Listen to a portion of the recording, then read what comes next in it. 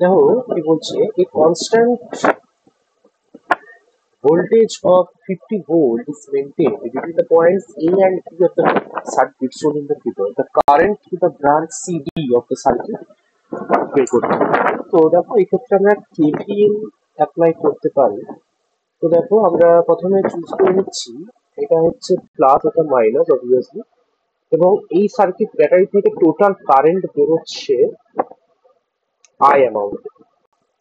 ওকে, তারপর এই জাংশনটাতে এসে কারেন্টটা ডিভাইড হয়ে যাচ্ছে, একটা ব্রাঞ্চে চলে যাচ্ছে I1 হিসেবে, আরেকটা ব্রাঞ্চে চলে যাচ্ছে I মাইনাস I1 হিসেবে, তারপর আবার যাচ্ছে।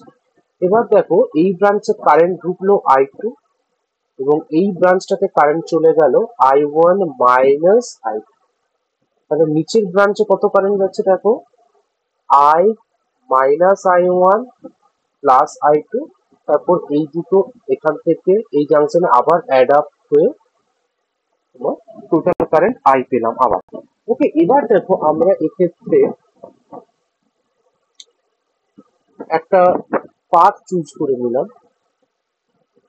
আই। ওকে, তো দেখো এটা হচ্ছে একটা পাথ, আর এটা হচ্ছে দুটো পাথ, আরেকটা পাথ চুজ করছি এই বরাবর, যেটা হচ্ছে 3 নম্বর। অর্থাৎ এক্ষেত্রে টোটাল 3টে লুপ আছে, প্রত্যেকটা লুপের উপর আমরা কেভিএল অ্যাপ্লাই করব। তাহলে দেখো লুপ 1 এর ক্ষেত্রে আমরা যেটা পাচ্ছি সেটা হচ্ছে যে I1 minus 3 into I minus I1 equal to 0। তাহলে দেখো I1 minus 3I plus 3I1 equals to 0। তাহলে I1 equals to 3/4I। এটা হচ্ছে লুপ 1 এর কারেন্ট। লুপ 2 এর ক্ষেত্রে আমরা পেয়ে যাচ্ছি সিমিলার ভাবে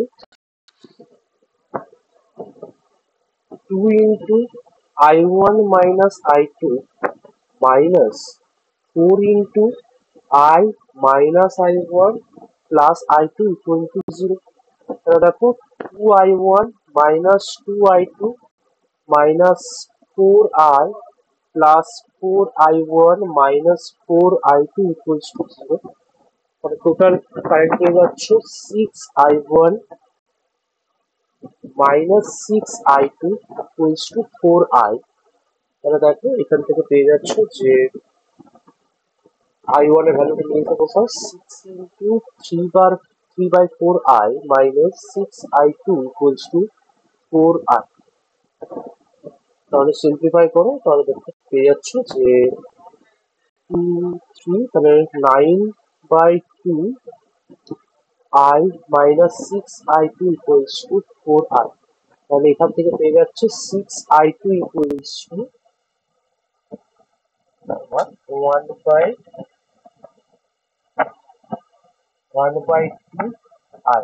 তাহলে I2 equals to কত, 1/12I। ওকে, এবার লুপ 3 এর ক্ষেত্রে আমরা সিমিলারলি যদি অ্যাপ্লাই করি, ফর লুপ 3 আমরা কি দেখতে পাচ্ছি যে 3 into I minus I1 plus 4 into I minus I1 plus I2 equals to 2।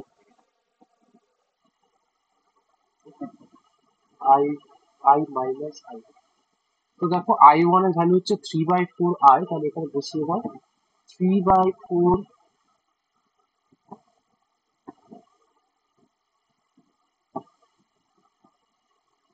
একটু সিম্পলিফাই করে নিতে হবে আমাদের। তাহলে দেখো 3 into I minus 3I/4 plus 4 into I minus 3I/4 plus I2 এর ভ্যালু হচ্ছে, দেখো একটা বের করেছি আমরা, 1/12I equals to 2।